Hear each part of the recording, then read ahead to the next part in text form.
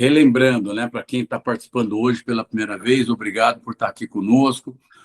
A criação do BR Windows Insights não é para o ecossistema, não é para gerar conhecimento, é para transformar a experiência prática de quem já está dentro do jogo em um encontro recorrente, direto e sem filtro para quem investe, para quem lidera e para quem está decidindo o próximo passo da carreira.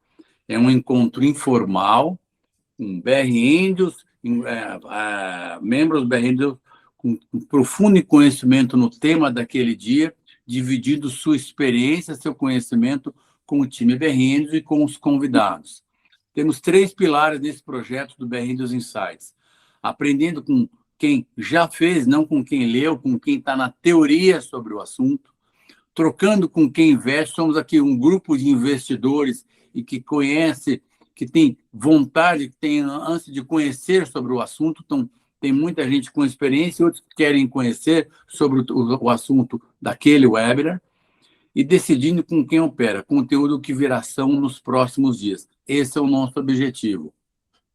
A nossa programação, como é o nosso web, o nosso BR Windows Insights, é um encontro simples, direto, uma abertura minha de 5 minutos, 4 painelistas com conhecimento profundo sobre o tema de cibersegurança, um bate-papo aí, um bate-bola entre eles de 40 a 45 minutos. Depois, a gente abre para 15 minutos de Q&A entre todos nós, os participantes. Convidei aqui 4 painelistas com profundo conhecimento sobre o assunto cibersegurança. Por uma super coincidência, né, de 4 tem 3 Paulos, mas ninguém conhece eles como Paulo, só a mãe deles. São, relembrando, é o Vendra, o Pontim, o Bonucci, que vai ser o moderador do nosso painel de hoje, e o Wagner, mais conhecido por todos como Vagninho. Mais uma vez, aí, Vendra, Pontim, Bonucci e Wagner, muito obrigado por ter aceitado o nosso convite e estarem conosco hoje. E aí, uma última lembrança para todo mundo, eu sempre faço questão de destacar os nossos próximos eventos. Para quem ainda está mais novo do BR Windows, não lembra, o Connect é a nossa plataforma de interação com todos nós associados do BR Windows. Nós temos ainda em agosto o Pitch Night, o 155, que é na próxima terça-feira, não amanhã, daqui uma semana. No dia seguinte, convido todo mundo que ainda não fez a inscrição a participar do BR Windows Talks. Esse ano, esse Talks vai ser uma parceria com a Caixa Pré-Pago, vai ser lá no auditório da XP, uma parceria também com o Gustavo. Agradeço a parceria com a Caixa e com o Gustavo. Convido todos a fazerem a inscrição. Quem tiver dúvida, fala com a gente. E no dia 31 de agosto, o nosso próximo webinar, Investimentos em Agronegócio. Relembrando, nosso modelo de webinar, sempre às segundas-feiras, das 18h30 às 19h30. E já trouxe aqui uma visão para vocês dos nossos eventos de setembro. O Pitch Night no dia 8, o Pitch Night, depois o Fórum no final do mês, e mais 2 webinars. Webinar 6, Venture Capital Diligência, no dia 14, e na segunda-feira seguinte, o Webinar 7, que é o BR Windows e Família, casos reais de membros, Family, agregando valor. Então, assim, em setembro, nós vamos ter 3 webinars. Dia 14, dia 21, dia 28. Eu pulei dia 7, porque, por coincidência, é uma segunda-feira e é feriado. Então, agora eu vou parar de compartilhar minha tela e vou passar a bola para o Bonucci, que é o moderador da noite. Bonucci, obrigado mais uma vez e a bola está com você. Obrigado, Agrício. Parabéns pelo tema. Obrigado pelo convite. E, bom, boa noite a todos. Queria só colocar aqui uma observação, né? Essa mesa de hoje, né? Nós 4, né? Somos todos participantes e membros do BR Angels, é uma conversa entre pares. Nós que vivenciamos o tema diariamente, sentamos em conselhos, alguns investidas e executivos do setor, né? Então, nós temos aqui craques aqui para compartilhar experiência e visão sobre o tema de hoje. Deixa eu começar me apresentando. Eu sou Paulo Bonucci, atuo muitos anos como executivo no universo de tecnologia e cibersegurança, tanto do lado de fabricante quanto de integradores. Mais recentemente, sentado em alguns conselhos de empresas para apoiar a governança no tema de cibersegurança. Bom, para começar, historicamente, cibersegurança sempre foi tratado como uma pauta estritamente técnica, né? Uma responsabilidade que sempre foi restrita à TI.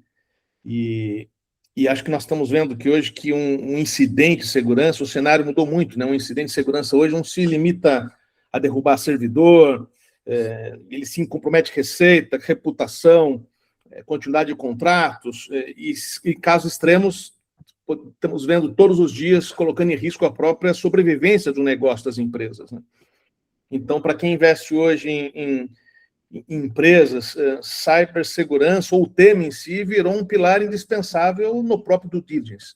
Então, um pouco disso que eu queria explorar aqui hoje, esse tema com todos vocês, acho que bem em linha com a agenda nossa do dia a dia do grupo.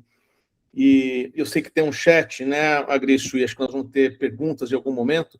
Já queria deixar aqui uma reflexão, né, para todos, né, o que acontece se amanhã temos um ataque cibernético na nossa empresa ou na empresa que nós investimos? Quem toma a primeira decisão nos primeiros 30 minutos?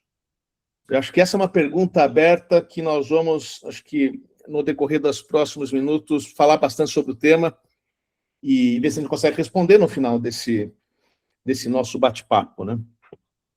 Bom, eu aqui como moderador queria jogar algumas perguntas, começar a debater alguns temas, e posso escolher alguns de vocês ou deixar a palavra aberta, mas, sei lá, o Pontim ou o Vagninho, né? Se a gente pega aqui 2016, 2026, né? Nós estamos de cibersegurança. Você acha que isso ainda é um problema de TI nas companhias? Uma pergunta muito direta, ou não? Pontim, você no dia a dia, todo mundo te pergunta, não? Com certeza, bom, obrigado, Paulo, aí, eu queria agradecer também a Agrício aí, e parabenizar também por essa iniciativa, muito legal esses encontros aqui, prazer estar com os Paulos aí, né, eu gostei dessa aqui, só os nossos pais chamam a gente de Paulo, que é pura verdade, né, e o Wagner. Me apresentar rapidamente também, estou aí no segmento de tecnologia, incrível, estava fazendo um retrospecto há mais de 30 anos, já em 91, entrei na saudosa Itautec, e de lá para cá passei por telecom e fui caminhando até chegar na área de cyber aí nos últimos anos, tá, onde eu estou atualmente atuando na CrowdStrike aí. É muito conhecida por atuação principalmente na faixa de endpoints aí, mas tem uma série de outras coisas. É uma pergunta, assim, eu voltaria até um pouco, tá, Bonucci?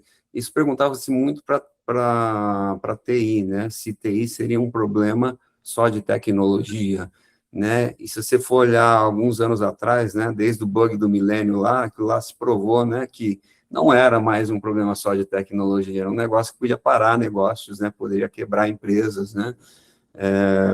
E eu acho que a cyber, ela vai cada vez mais nessa linha, principalmente com o advento da inteligência artificial aí, que joga para os dois lados, a velocidade ficou mais forte, e o tempo de reação ele tem que ser rápido também, então se você deixa de tomar uma decisão rápida, você pode colocar em risco uma reputação, tem um risco financeiro muito alto. Hoje eu falo com alguns C-levels e eu posso te garantir, nas experiências que eu tenho tido, né, cyber acaba sendo o top 3 prioridades, né, de qualquer C-level, independente se ele é um CISO, né, que é o Chief Information Security Officer, ou se é um CIO, ou um CTO. Agora, em todas, né, eu acho que esse que é o ponto de reflexão que eu trago aqui também. Eu não acho, infelizmente, ainda tem que evoluir muito, porque eu falo isso quando a gente vai para um segmento de enterprise, né, um segmento mais maduro, e que já levou tombos, né, normalmente quem já levou tombo já coloca isso lá em cima, né, porque sabe a dor, né, de levar um tombo, né, quando você sofre um ataque, independente da proporção que ele leva. Mas eu, como conselheiro de pequenas empresas e até startups, eu diria que eu não vejo isso ainda como uma pauta relevante em muitos conselhos, entendeu? Ou seja, sabem da importância, mas na hora que você vem com uma pauta de budget, para você colocar para um próximo exercício financeiro, ainda é visto como um custo alto, né, por aquilo que pode entregar de valor para o negócio. Então, acho que existe um trabalho ainda a ser feito forte, mas, por outro lado, eu já vejo uma maturidade em muitas empresas aí, principalmente nos grupos, né, que já sofreram qualquer tipo de ataque ou invasão, no sentido de colocar isso nas pautas, né, em discussões em conselho. Tá? Não sei se o Wagninho quer incluir alguma coisa, eu passo para ele também, que tem bastante experiência ainda. Não, claro, Paulo, até estava falando, né? Bom, primeiro, meu nome é Wagner, eu sou responsável pela operação da Sofos na América Latina, e também estou nesse mercado aí já há uns 30 anos, né? Eu lembro que antigamente você tinha um antivírus, né? Aí veio o Firewall, aí veio o IPS, hoje é uma sopa de letra que, assim, é quase impossível para um ser humano normal entender tudo, né? Tem que ser os mestres aí, tipo Pontinho, vendo esse pessoal técnico, porque realmente e cada um tem uma função. Pegando o seu gancho, Paulo, ou Pontinho, já foi pior, né? Ainda não é visto como investimento, porque antigamente se pensava o quê? Se tudo passar bem, não vai acontecer nada, né? Era como um seguro de carro, né? Hoje, já muitas empresas já têm no seu board gente de segurança, né? Que conhece segurança, porque, como você disse, a exposição à marca é uma coisa que você pode acabar com uma empresa, né? Agora tem muitos desafios também, né? Acho que vai falar um pouco mais sobre isso, mas hoje a falta de mão de obra especializada em TI, em segurança principalmente, é uma coisa que não consegue se cobrir. O mercado gera profissionais e vai abrindo vaga, e agora com a IA vai ficar ainda mais difícil, né? Porque é um mercado, como você disse, dos três tops, mas um dos que causa mais problema e preocupação, sem dúvida, é a segurança, né? A gente fez uma pesquisa agnóstica, claro, e menos de 0,01% das empresas tem um CISO. Para quem não sabe, né, a pessoa responsável realmente por cibersegurança. Então, não tem. Aí você tem lá, o Vendramini cuida do backup, também dá um tapa na segurança, né? E isso que você pegar hoje, todo mundo tem sistema de segurança. Né? Todo mundo tem lá. Por que os ataques acontecem? Eu tenho firewall, antivírus, IPS, assim por diante. Por que o ataque acontece? Porque ainda a gente está muito abaixo da linha a gente chama de linha de pobreza da cibersegurança, né? De não ter tanto CISO suficiente e ter vários sistemas que, às vezes, um se conversa com o outro, né? Então, isso causa muito, muito impacto ainda, né, na vida das empresas. Acho que a gente vai falar um pouco mais sobre tamanho de empresa, né? Mas eu vou devolver para o meu amigo Bonucci aí. Wagninho, é o que eu sempre falo, né? Acho que tem muitos segmentos de mercado que tem mais sorte que juízo, né? Exatamente. Até a hora que a sorte para de acompanhar. Exatamente. Não, espetacular. E falando um pouco já entrou no tema aí de ameaça, inteligência artificial, Vendra, você que tem uma visão e uma experiência bastante grande, né, em grandes empresas, em médias empresas, o que você acha que efetivamente mudou no comportamento dos atacantes nos últimos anos? Porque mudou muito, não? Nós que estamos há muitos anos no mercado, já compramos antivírus em revistinha que vinha junto, né? Era vinha literalmente pelo correio, né? A atualização vinha pelo correio, né? Era uma coisa assim. Comprei da Wagninho. Era os Norton. Eu ia comentar isso, Bonucci. Na verdade, bom, para quem ainda não me conhece, Paulo Vendramini, sou responsável pela operação da Exagrid na América Latina. Tenho um prazer enorme de dividir, né, esse espaço com o Wagner, que é não escondo de ninguém, sempre que posso comento, um dos meus mentores aí, profissionais, trabalhamos muitos anos juntos, me ensinou muito, muito, muito, muito. O que mudou? Né? O que mudou, eu acho que, assim, antigamente, há muitos anos atrás, era muito pelo barulho, né? Era para dizer que interrompeu uma operação, era para aparecer ali como, né, alguém que causou dano, e sempre tinha os codinomes, né, dessas causas de dano. Há muitos anos, há pelo menos uns 15, 20 anos atrás, isso começou a mudar radicalmente para dinheiro. Então, hoje, os ataques são focados em resultado financeiro. E aí a gente pode entrar numa discussão gigantesca aí de quanto que até o crime organizado que não estava em cyber, né, esse crime organizado que roubava banco, o crime organizado que distribui droga e vende droga, o quanto desses caras eles estão participando, inclusive, no cybercrime, né? Porque, de certa forma, existe aí várias teorias, obviamente é muito difícil você comprovar, mas de que esses caras são os grandes financiadores também dos cybercriminosos, que no final do dia vai pedir aí o resgate vamos supor que é um ataque de ransomware, se ele criptografa tudo, ele vai te pedir um resgate para descriptografar o que ele criptografou. Então, eu acho que, assim, ao longo do tempo, o que mais a gente pode apontar como mudança é que deixou de ser barulhento para uma coisa super silenciosa, né, e deixou de ser por reputação, digamos assim, e passou a ser por dinheiro, financeiro 100% na veia, né. Eu vou roubar um pouco aí o pedaço do Wagner e do Pontinho, porque eu estou afastado há mais tempo desse mundo, né, eu estou muito mais lá no que eu digo que é a última fronteira, mas, de certa maneira, sempre se construiu, né, diversas camadas para evitar os ataques, né. Hoje em dia, de certa maneira, já existe um consenso que você vai ser atacado, né? Por mais que você tenha tudo, e aí a gente pode entrar em N fatores, mas você vai acabar sendo atacado. E responder a esse ataque é que é o detalhe hoje em dia, né? Então, enfim, essa aí é uma discussão longa também. Sem dúvida. Sabe que eu, até o ano passado, fiquei muitos anos, enfim, num grupo grande, e mais 17 países, não é algo isolado. A gente fala dos vetores, né? E a gente fala, não, estou no Brasil, sou uma empresa pequena e ainda não sou alvo.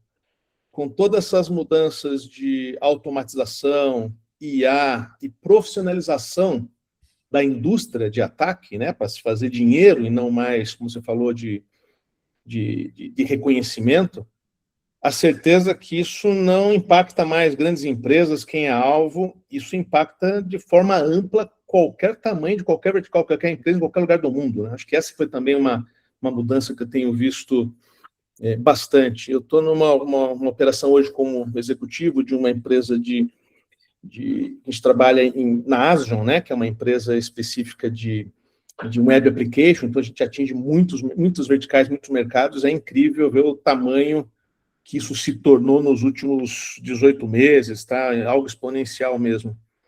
E deixa eu fazer uma pergunta, Pontinho, você que está no meio da confusão hoje, quem está ganhando, o ataque ou a defesa? É uma briga boa, viu? Eu diria para você que é uma briga boa. É a briga, literalmente, do gato e do rato, né? E é isso que vem forçando modelos aí como o da Anthropic, por exemplo, da OpenAI, que são projetos que a gente chama de Frontier AI, né? Que, ou seja, né, você vai para uma camada que cada vez mais na velocidade de máquina para entender as coisas que estão acontecendo, entendeu? Agora, esse conhecimento, todo esse algoritmo, hoje todo mundo, né, ou quase todo mundo, né, ou quem usou, já está experimentando, quer usar algum aplicativo aí, um GPT, um Gemini, um Perplexity, um Cloud, enfim. E é lindo, maravilhoso, né? Você vê esses modelos são treinados, né? Por isso que às vezes você faz uma pergunta para um, você faz a mesma pergunta para o outro, vem contextos às vezes diferentes, porque eles são treinados de maneira diferente, né? Ela não aprende com você como muita gente acha, né? Eu vou conversando com a minha AI, ela vai aprendendo. Não, ela já tem tudo ali pronto, né? Mas ela só vai respondendo à medida que você vai evoluindo no que a gente chama dos prompts, né? Que são as perguntas, né? Que você formula. Enfim, esse mundo abriu uma porta grande para o que a gente chama do Shadow AI, né? A gente falava do Shadow IT e agora é o Shadow AI, que era essa superfície de ataque hoje, porque além dos adversários estarem crescendo numa velocidade, né, enorme, só para vocês terem uma ideia, a CrowdStrike ela mapeia esses adversários em âmbito global e hoje já são mais de 290 mapeados pelo mundo, tá? E muitos vêm, que nem o Vendramini falou aí na parte do e-crime, outros são patrocinados por estados, da China, da Rússia, da Coreia do Norte, são conhecidos e são divulgados, entendeu?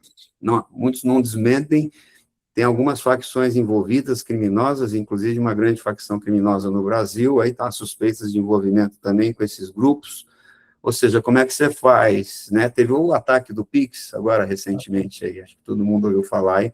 Isso veio como uma enxurrada, né? Vocês viram que nem um furacão, ficou lá 3, 4 semanas, foi dada toda a remediação, né? Foram criados os protocolos de segurança para mitigar aquilo, e aí ficou todo mundo esperando, e agora? Vem que eu estou preparado. E eles não vêm, porque eles já sabem que aquilo já passou, então eles já vão para uma outra frente. Então, essa que é a briga, né, que a gente enxerga hoje. Quase 1 bilhão em minutos. Em minutos.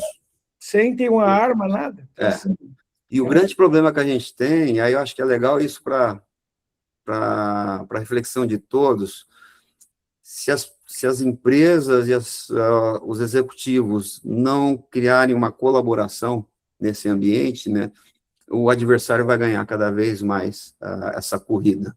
Então, muitas empresas sofrem ataques hoje e não querem divulgar, não querem compartilhar, muitas por receios, outras que têm políticas, né, para isso. Mas quando você abre fóruns, né, eu fui conselheiro da Anshan lá, e eu lembro que o Grupo Fleury sofreu um ataque grande. A CEO do Fleury foi lá e ficou 1 hora na reunião com a gente, detalhando tudo que eles passaram, entendeu? Então, isso é conhecimento que você vai passando e você vai ajudando outras empresas, né, e outros executivos, né, a tomarem como lições aprendidas aí e se questionar, né, fazer uma autoavaliação. Estou preparado para responder um ataque hoje? O que eu faço se eu for atacado? É isso mesmo.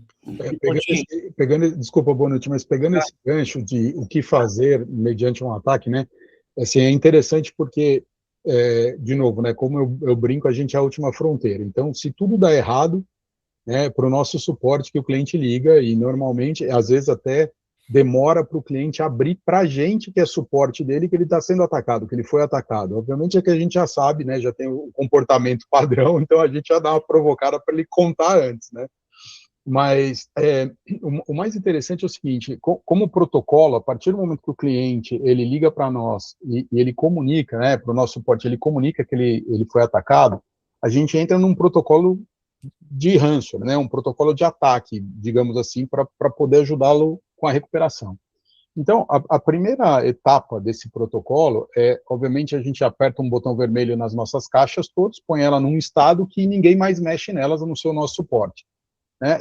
E a próxima fase é validar se os dados que estão protegidos ali naquela caixa estão íntegros e prontos para serem recuperados. Né? Então, isso é um processo que toma 40 minutos, 1 hora ali para o nosso suporte validar todas as caixas, validar todo o conteúdo, checar tudo. E o mais interessante é que sempre, 90% dos casos, quando a gente termina essa validação, a gente chega para o cliente e fala assim, ó, está íntegro, normalmente está íntegro, né? Os 10% que falta não é que a gente não consegue recuperar, é o contrário, só 10% dos clientes, a hora que a gente chega para eles e fala assim, ó, está íntegro, vamos para a recuperação. No máximo, eu diria 10% dos clientes têm um plano de recuperação pronto. Os outros 90%, a hora que a gente fala isso para o cliente, fala assim, ó, estamos prontos para recuperar, ele buga. Como diz meu filho, né? Para ele, meu filho é tudo buga, né? Então, ele buga, porque ele não sabe o que fazer. Ele nunca pensou que ele ia ter que fazer uma recuperação massiva de dados e qual é a ordem dessa recuperação e como que isso tem que acontecer dentro dos sistemas todos deles, né? E, obviamente, em muitos casos, a gente ainda tem que trabalhar em paralelo com toda uma análise forense que está acontecendo, justamente para criar a dinâmica do ataque. Então, tem um ponto muito importante, né? Porque, às vezes, você recupera o backup, mas se o ransomware estiver ainda dentro de um file ou dentro de uma máquina, ele vai voltar e vai infectar de novo. Por isso que eu falo, aí tem todo um processo que, muitas vezes, o cliente não tem. Então, é interessante porque a gente consegue garantir para ele, falar, cara, você tem o dado, está pronto. Por onde você quer começar? O cliente não sabe, né? Então, obviamente, tem muitas consultorias e os clientes maiores hoje, eles usam dessas consultorias, né? Ele paga também esse serviço, mas é muito interessante como falta ainda essa visão do processo. E no final do dia, nós estamos falando de continuidade de negócio, né? Não é mais o backup ou o dado. É assim, outra pergunta que eu faço em todos os eventos que eu vou, né, que eu palestro, alguma coisa assim, fala, cara, quem aqui sabe quanto tempo leva para recuperar o seu ambiente em caso de uma falha massiva? Exato. Ninguém sabe. Ou seja, male as empresas têm estimativa. E não é empresa pequena, tá? As empresas grandes também sofrem muito com isso. Então, enfim, eu acho que aí, só fazendo o gancho lá com o começo, né, de muita falta de processo, muita falta ainda de conhecimento, e é interessante porque a gente, lógico, o Potinho tem toda a razão de falar de IA e o potencial que a IA tem nisso tudo, mas a gente ainda falha no básico, né, na criação do processo, na melhoria das pessoas, né, então é muito interessante isso, como a gente vive esse dilema, né? A tecnologia é muito acelerada por um lado, e ao mesmo tempo a gente não consegue responder, né? Talvez A as maioria pessoas... não usa ainda, né, Vedramini, AI. A verdade é essa, né? Para se proteger. Começo. Tá bem incipiente É. mesmo, né? Você pegar, a gente tem o quê? 3 ou 4 ataques, né, Pontinho, que saíram agora, um por Teams, né, um por e-mail, que é igualzinho, né? E-mail era putz. E tem um outro que eu não me recordo agora, né? Sim. Isso vai cada vez mais, vai aumentar e vai ficar muito mais, como fala, real, né? Parecendo real os ataques, né? E hoje, se eu não me engano, Pontinho, você também tem esses dados, mas o grande malvadão ainda é o ransomware, né? Que Sim. vem junto. Parece mentira, mas acho que 35% ou 40% ainda vem por e-mail. A gente fala, não abre e-mail que não conhece, você vai lá, mas peraí, né? Pim. Mas você sabe, Wagninho, eu passei os últimos 10 anos numa integradora e eu entrava, infelizmente, um War Room facilmente 3 vezes por mês. Normalmente, sexta-feira, 7 da noite, liga um CEO, Bonucci, pelo amor de Deus, parou tudo. E acho que além do tema que nós falamos aqui de governança, falamos do tema aqui de IA, estamos aqui falando agora de continuidade do negócio no dia seguinte, fica uma pergunta antes de tudo nós falamos ainda, que é, se eu sou um senhor de uma empresa que foi atacada, será que eu sei quem são as pessoas que eu acesso? Quem vai ao mercado explicar para meus clientes que eu parei? Sou eu? É o meu diretor de marketing? É o meu diretor de tecnologia? O que eu ponho na mídia? Como é que eu me relaciono com os meus clientes, fornecedores, com o mercado? Poucas empresas estão preparadas para isso hoje, poucas empresas investem nisso hoje também, na minha experiência, que estão bastante investimento em tecnologia, em parceiros, mas esse Disaster Recovery Plan, de uma forma ampla e que independe da tecnologia, quer dizer, como é que você se relaciona com o mercado de clientes, é algo que também pouco se fala, né? Não sei que vocês têm visto isso também nos clientes, no mercado que vocês atuam. E a saturação, né, Bonucci, nesse aspecto, né? Quando a gente fala da sofisticação dos ataques aí, usando inteligência artificial, e isso é para todas as empresas, eles atacam pequenas, médias e grandes, roubo de credencial, então, nunca foi tão focado que nem está acontecendo agora, porque é muito mais fácil do ponto de vista, quando você rouba uma credencial, ele fazer o que a gente chama de movimentação lateral.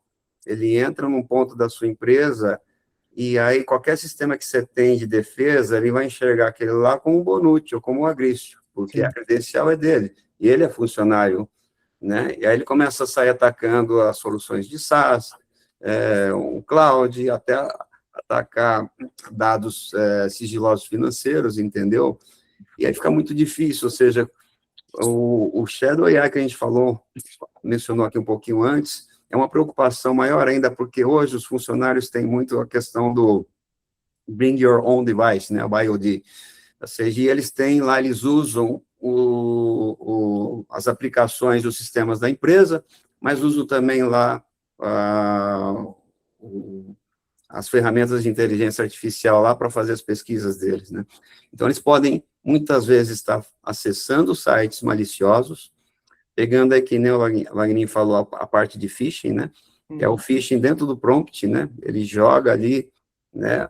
Não sei se vocês ficaram sabendo, esse é um tema interessante, que um professor dos Estados Unidos, ele mandou o pessoal fazer uma prova à distância, e durante o texto lá para a elaboração da prova, ele camuflou lá um prompt, né, falando que não poderia usar a palavra Madagascar, entendeu? Algo assim.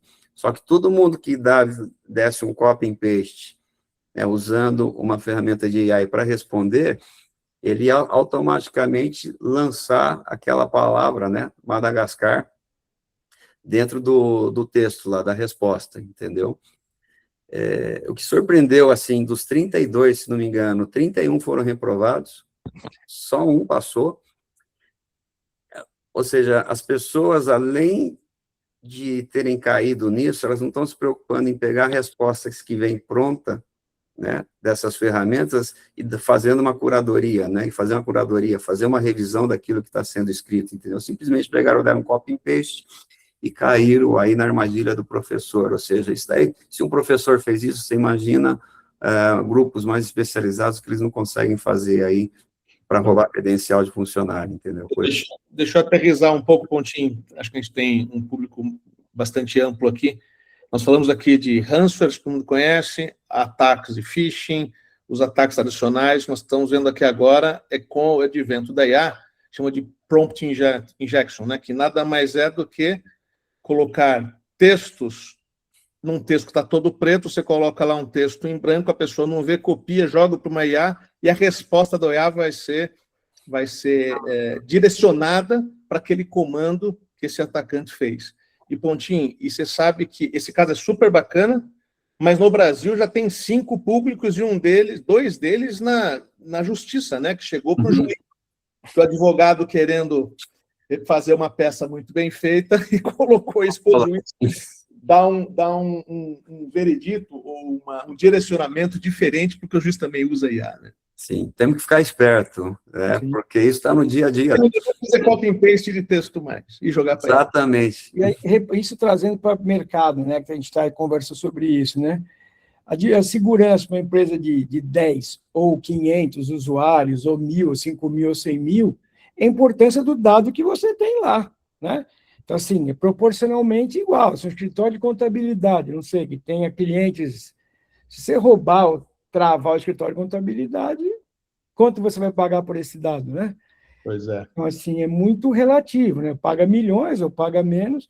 E o ano passado, eu sempre tem umas pesquisas, eu posso mandar depois para o Agrício para dividir, mas, por exemplo, o ano passado, 65%, se eu não me engano, das empresas que foram atacadas confessaram que pagaram o resgate para receber, para retornar, né? Então, assim, depende da importância do dado que você tem, da velocidade que você precisa disso, né? O Wagner, e pessoal, aí entra um outro ponto importante, né? A gente, só para corroborar com o que vocês estão falando, assim, a gente tem visto um crescimento gigantesco de ataques onde o cara tinha as credenciais, né? Onde não foi um puro phishing ali, nada, tinha credencial e credencial qualificada, ou muito bem qualificada, em vários casos. Na verdade, a gente acabou virando a primeira, né, o backup, né, o dado protegido ali, ele acabou virando o primeiro local de ataque, depois que o cara entra na rede. Porque ele entendeu o seguinte, a chance dele cobrar o resgate, né, ou de ter o cliente pagando, é destruir o backup. Porque se ele destruir o backup, aumenta muito a chance do cara depender só dele para descriptografar tudo. Exato. Então acabou que a gente virou, né, vidraça total, né? O cara entra e o primeiro lugar que ele tenta atacar somos nós, é sempre assim. Tanto que a estratégia nossa, ela mudou, né? Porque se o cara manda apagar as imagens hoje, eu falo para ele que eu apaguei. Então ele tem a falsa ilusão que ele foi bem sucedido, mas na verdade eu continuo com os dados, né? Assim, dentro da nossa tecnologia, a gente mudou a forma como a gente reage, porque eu faço de conta que tinha, apaguei as imagens que ele mandou, mas no fundo eu alarmo, né, porque ó, tem alguém apagando massivamente a imagem, mas fica tranquilo porque está guardado, eu só fiz de conta que eu apaguei, né? Então a estratégia mudou. E corroborando com isso, só, Vendra, tanto eu, minha solução, como a do Pontinho, justamente tem a Dion justamente para já Integrar o backup já integrado com segurança, para ter garantia que você está fazendo backup de arquivos limpos, né? Sim.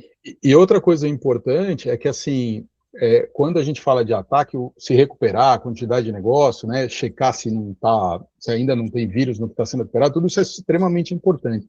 Mas tem uma lacuna que eu e o Wagner, a gente viveu isso junto, logo que surgiu isso, que era o vazamento de informação, é que a gente não pode esquecer que esse cara, ele entra na rede, não é que ele entra para atacar, ele passa meses estruturando um ataque. É um bom ponto esse. Meses que ele vai ter acesso a roubar os seus dados, ou muito provavelmente ele já está roubando os seus dados, esse dado já está sendo vazado, né?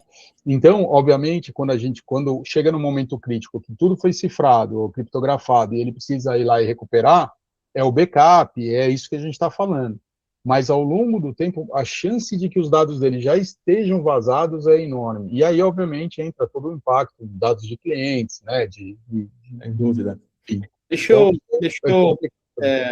Obrigado, André. Dando continuidade aqui, a gente tem mais alguns bons minutos. Já falamos aqui, então, de continuidade de negócio, né? Eu queria trazer um pouco mais agora a conversa e jogar algumas perguntas bombas já para vocês, trazer mais na ótica dos CEOs, dos investidores, né? E acho que uma boa pergunta é, bom, partindo do princípio que o ataque vai acontecer, na certeza, e por isso que se investe tanto em tecnologia e processos, o que um cenário concreto, né? Se você é um CEO com orçamento apertado, querendo fechar os números, precisa colocar a segurança em primeiro lugar, por onde eu, como CEO, por onde eu começo a investir? Por onde eu começo essa brincadeira? Como é que eu começo a entender para parar de ter mais sorte que juízo? Quem pega essa? Por onde começo? Bom, assim, os sistemas básicos de segurança e backups, vamos considerar que, numa empresa média você tem que ter, né? Mas, como eu falei no princípio, Bonucci, muitas empresas têm todas as ferramentas e, mesmo assim, sofrem ataques. Por quê? Você tem desculpa, estou em espanhol, uma vulnerabilidade num sistema, assim, não estou dizendo que o meu é infalível, do Pontinho ou do Vendor. Então, geralmente, o pessoal usa uma vulnerabilidade para poder começar os ataques. Então, assim, considerando que a gente tem o básico, que eu acredito, que minha empresa acredita, acho que o Pontinho vai falar sobre isso também, é você ter pelo menos um MDR, né? Trocando por miúdos, é um Managed Detection e Response, né? Que no futuro vai ser Prediction, né, Pontinho? Do jeito que porque você vai ter todas as ferramentas, todas as suas ferramentas apontadas para um único lugar, e como a gente falou, a escassez de segurança, de pessoas, de segurança, de recursos, vai se tornar cada vez mais difícil. E antigamente você tinha os players lá, né? Você tinha a Symantec, a Checkpoint. Hoje, quantas empresas tem? Tem milhões de empresas de segurança. E aí o Gartner solta uma, do Vendor aqui é a melhor, aí todo mundo vai para lá. Você sabe como é, você tinha SOC lá, né, Bonucci? Sim. Aí todo mundo vai para lá. Aí o cara que conhecia, que tinha um amigo que indicou, saiu. Aí você não tem, assim, é um inferno, né?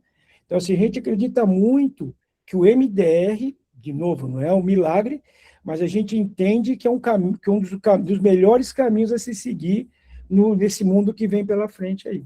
Era a base.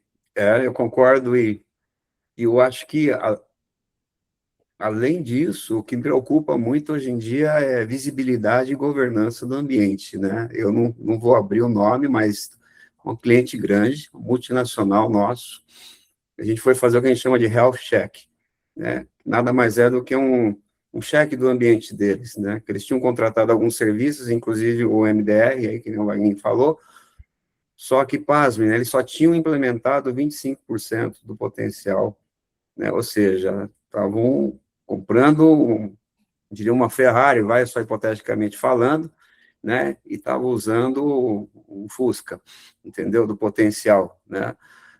Outra coisa, a pergunta que a gente faz, quais são os dados críticos que você tem? Aonde esses dados estão localizados na sua operação? Menos de 20% souberam responder isso, da equipe de segurança e de tecnologia. Tá? E a gente apresentou esse relatório. Então, isso é preocupante. Se você não sabe nenhum dado que você precisa proteger, então você não sabe nem por onde começar. Você vai jogar dinheiro no lixo, você vai investir em coisa que não faz sentido. Uhum. Né? Então, é um desafio grande, eu diria. E quando você vai para empresas menores, às vezes é pior ainda. Às vezes ele acha que ou tudo é importante ou nada é importante, entendeu? Então, vai muito da cabeça aí de quem está conduzindo o negócio, para ver, assim, já que você tem um orçamento reduzido, será que se você está direcionando o seu orçamento da maneira adequada e onde você precisa, entendeu? Então, acho que é outra coisa que tem que se colocar em perspectiva também. Sem dúvida. Sabe que nós temos mais 15 minutos, queria deixar alguns minutos para perguntas também, mas deixa eu agora levar esse último trecho para outra perspectiva. Já falamos aqui de TI, falamos aqui da perspectiva de um CEO, quem comanda uma operação, como é que ele investe. Queria levar um pouco para a ótica do investidor agora, acho que para grande parte aqui do nosso público, né? Então, se eu levo a conversa para esse lado, e a gente está fazendo uma due diligence de uma empresa, e a gente tem lá alguns minutos com o fundador, e para avaliar a maturidade e segurança, quais seriam as perguntas ou os pontos relevantes que devemos prestar atenção dentro de um due diligence? Nós vemos isso todos os meses, nós estamos aqui com várias empresas. Como é que vocês acham que nós, como investidores, deveríamos levar um pedaço dessa due diligence na perspectiva de cibersegurança? Quem pega essa? Vendramin. Eu vou te falar que não é fácil, Bonucci. Assim, eu estava até pegando a minha listinha aqui, acho que eu estou em 21 ou 22 investidas nossa, né, do BR Angels. Obviamente, eu atuo muito de perto com a Cirrus, né, que é onde eu sou BA, e acabo atuando e trabalhando bem de perto com eles. Então, eu acho que são, às vezes a gente tem a percepção de que eles estão longe disso também, né, num primeiro momento. Mas, por exemplo, a Cirrus, ela trabalha com IoT, e, na verdade, quando ela vende o IoT dela, ela tem que se integrar às redes, à infraestrutura das indústrias, das maiores indústrias do Brasil, digamos assim. E é muito interessante que, por diversas vezes, eles foram submetidos a sabatinas de cibersegurança. É interessante, porque a gente não imagina isso, mas eles, assim, para cada implementação, e eu lembro de várias, eu lembro que a Randon pediu isso, eu lembro que a própria ArcelorMittal, que são os investidores também, assim como a gente lá, pediu isso também. A hora que eles vão, normalmente eles, né, fazem toda a demonstração da capacidade deles, mas na hora que vai para um processo pré-implementação, as próprias áreas de cyber dos clientes brecam e falam, me mostra aqui como é que vocês vão tratar a cibersegurança. Então, eu diria que, assim, algumas startups que mexem diretamente na infraestrutura do cliente quando vai fazer uma implementação, acaba que ela é obrigada pelo próprio cliente a melhorar a sua cibersegurança, digamos assim, né? Então, ele acaba entendendo mais do tema e se aprofundando porque ele tem que adaptar, né, a tecnologia dele aos níveis exigidos do cliente final. E que, se a gente estiver falando de uma Randon, de uma Celor e de outros tantos, não vai ser baixo. Né? Não é qualquer coisa, não é qualquer resposta que resolve o problema.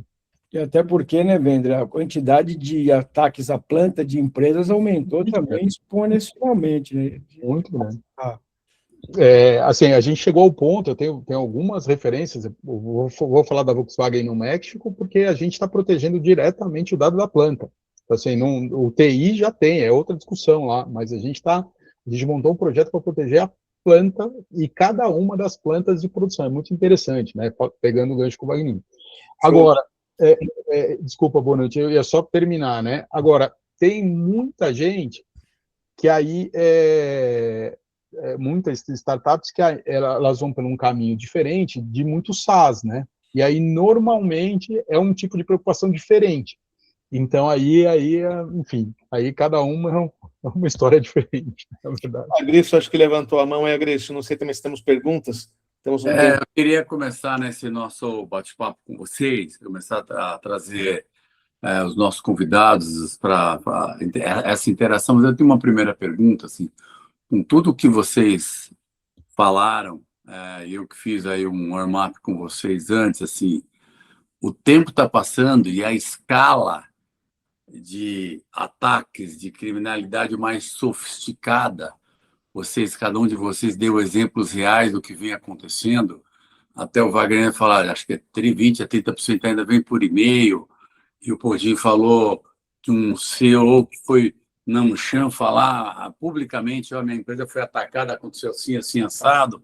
São casos reais que vêm acontecendo, só que a adoção da inteligência artificial e o crescimento muito rápido está sofisticando demais esses ataques, né? Assim, ataques no Pix, a gente, a cada semana, isso porque você estou falando de público que nem eu, não estou falando de pessoas técnicas e com alto conhecimento que nem vocês, que é todo dia.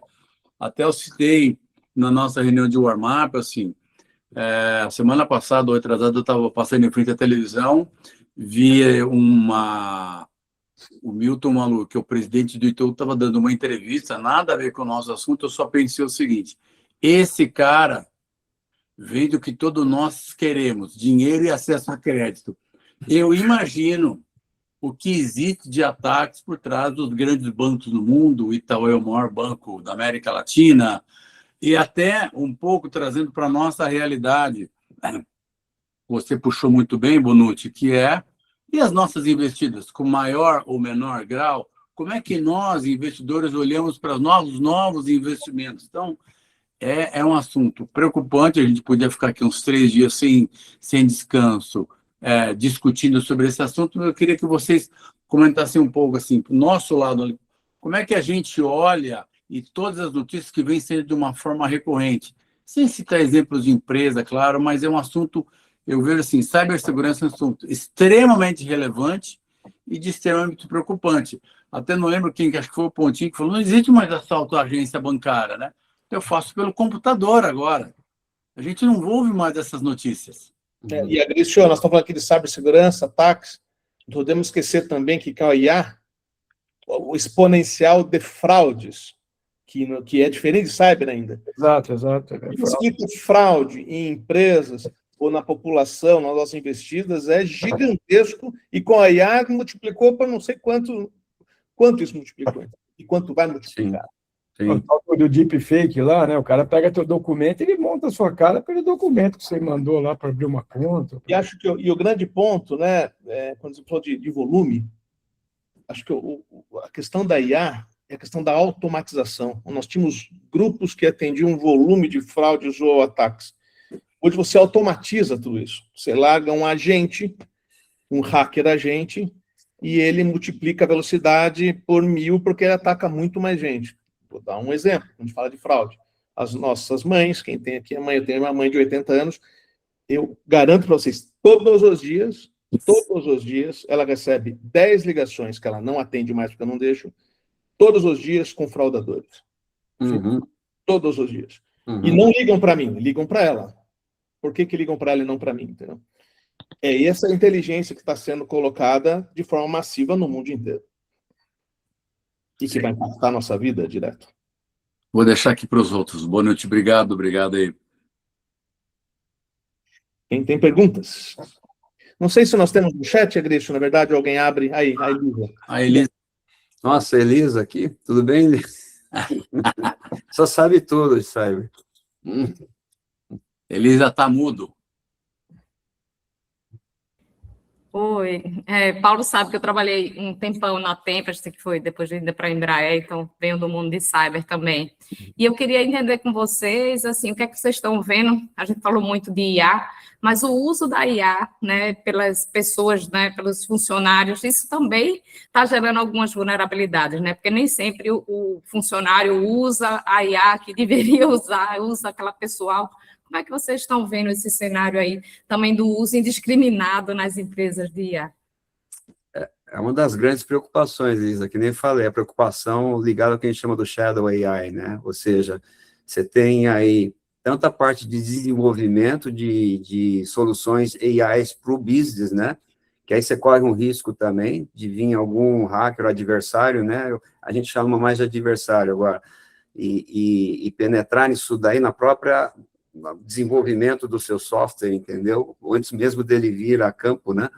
E você tem os funcionários, né? Que é onde é a superfície, eu diria que mais fácil de ser atacada, porque nem todos são bem treinados e orientados, e nem todas as empresas têm as políticas adequadas, né? Para uso, né? De inteligência artificial aí. Então, muitos usam, às vezes, para coisas pessoais, mas no computador da empresa.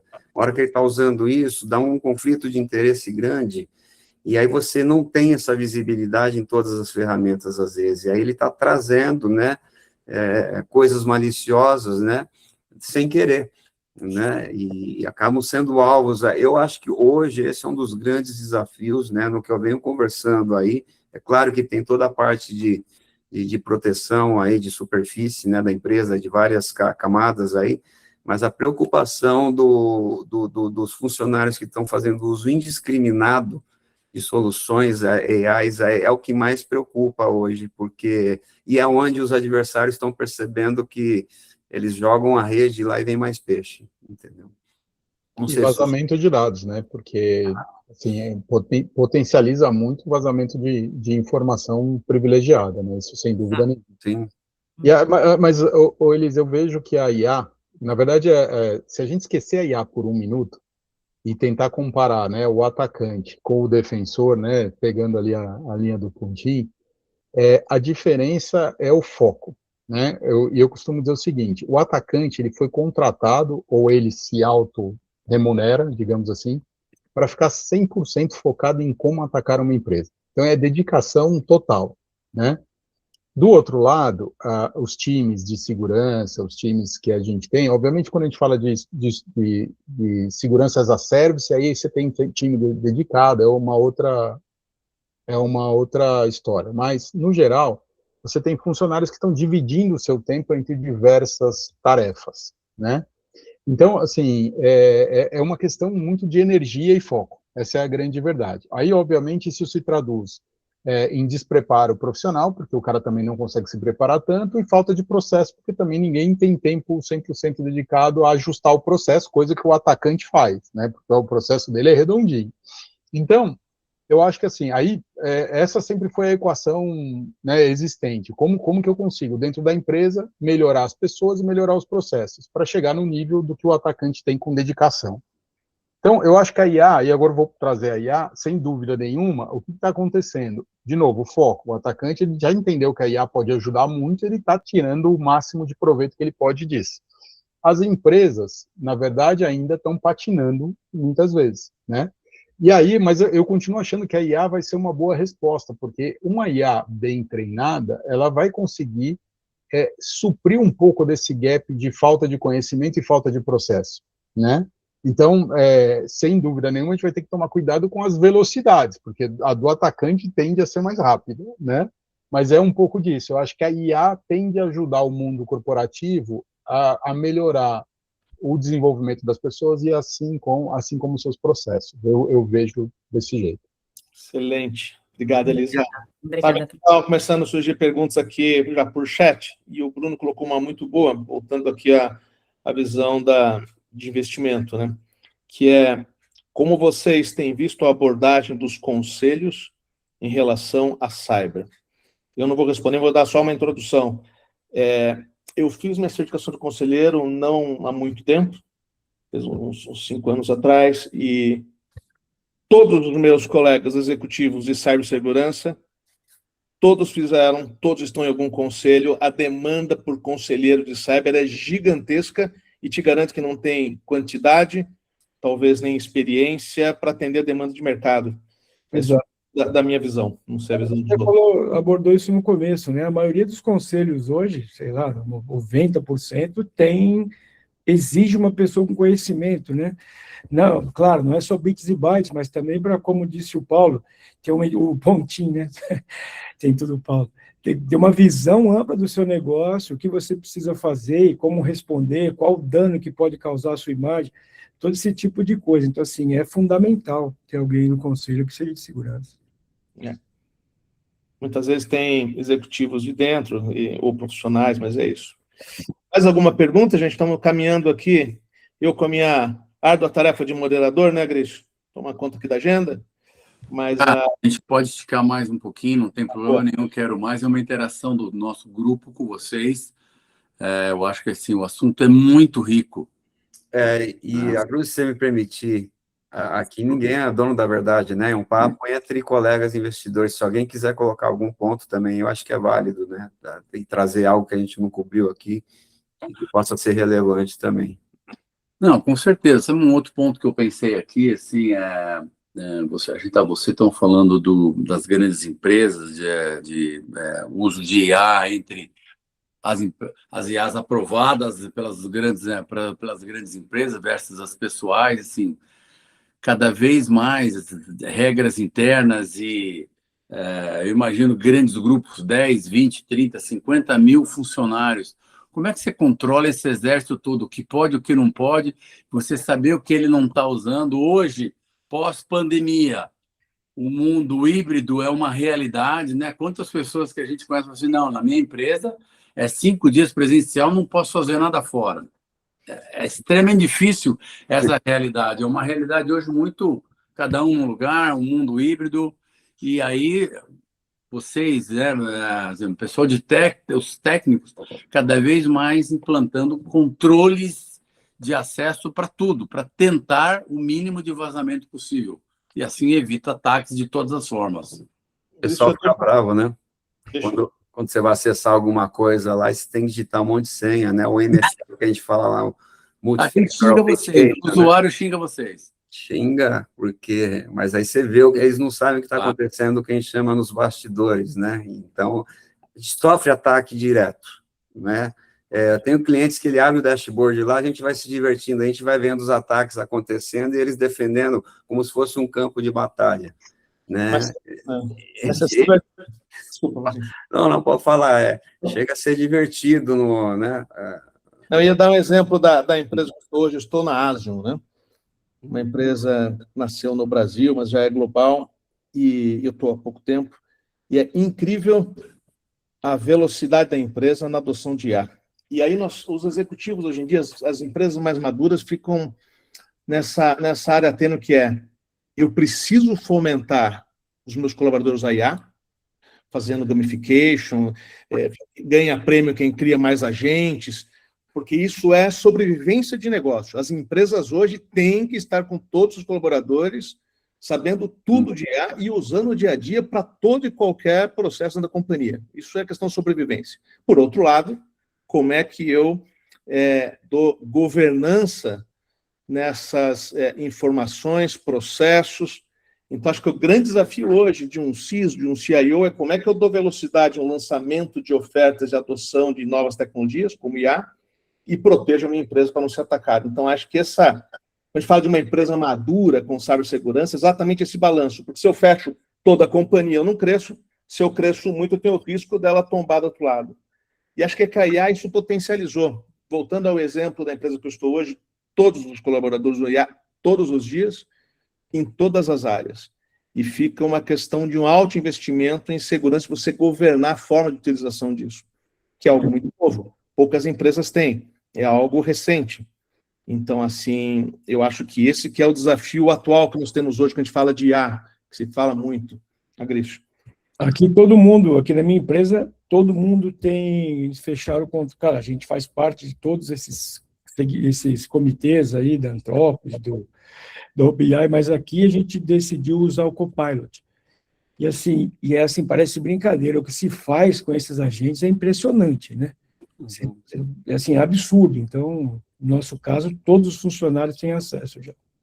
Bonucci, eu queria completar aqui, o Bruno Vilela colocou mais uma pergunta aqui no chat, que ele quer insistir aí em relação a conselhos, eu acho super relevante esse assunto, né?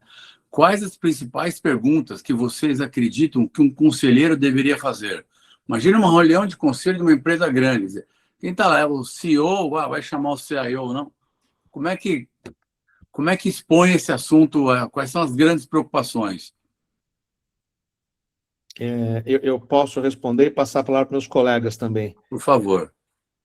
Para mim, a primeira preocupação, zero, é a pergunta clássica: se você for atacado hoje, à tarde, o que você vai fazer à noite com esse cenário? Então, assim, o que é o cenário? De novo, quem faz o quê, com quem e como é que ele se comunica? Poucas empresas têm um processo de disaster recovery hoje no mercado e falando de empresas grandes, médias e pequenas, Agrício, eu faria essa primeira pergunta para um CEO que comanda uma empresa hoje. E quanto tempo levaria essa recuperação, Bonucci? Porque ninguém sabe isso. É impressionante. Tem uma pergunta que a gente faz que é o oco, né? Também. O oco o que a gente protege? Como a gente protege? E onde a gente protege? Se você não souber responder esses três, é um bom começo, você começar a fazer um mapeamento, entendeu? Já fizemos esse exercício em conselhos, aí funciona bem também. E difícil responder, né, Paulo? Difícil. Parece São perguntas curtas, né, mas de longa reflexão, né? Gente, acho que é isso. Mais uma vez eu quero agradecer Pontin, Bonucci, Vendra e o Wagner pela disposição de estar aqui com a gente, dividindo toda essa experiência de vocês. Eu sei que é um assunto denso, é um assunto preocupante. Toda semana saem várias matérias sobre isso. E isso porque o que sai na mídia eu imagino que seja, assim, 1% da realidade, da verdade que vocês vivem por aí. Quero agradecer aqui a participação de todos, relembrar que toda a nossa comunicação dos próximos eventos está no Connect, para vocês acompanharem. Daqui 2 semanas temos outro webinar, que vai ser o 5, que é o investimento em agronegócio. É importante também destacar toda a comunicação pós-evento que nós temos sobre o webinar. Amanhã, ou no máximo, daqui 2 dias, toda essa gravação já está no nosso YouTube. Então, uma comunicação longa ao longo dos próximos 3 ou 6 meses. E quanto mais webinar a gente tiver, mais divulgação de todos eles, um resumo, uma parte de tudo que vocês viram para nós acompanharmos. O meu plano é que até o final do ano a gente deve ter aproximadamente 15 webinars, e aí quanto mais a gente tiver, mais associados nossos envolvidos, tanto palestrando quanto assistindo, movimentando e enriquecendo o nosso ecossistema. Quero desejar aí uma boa noite para todo mundo e uma boa semana. Obrigado mais uma vez.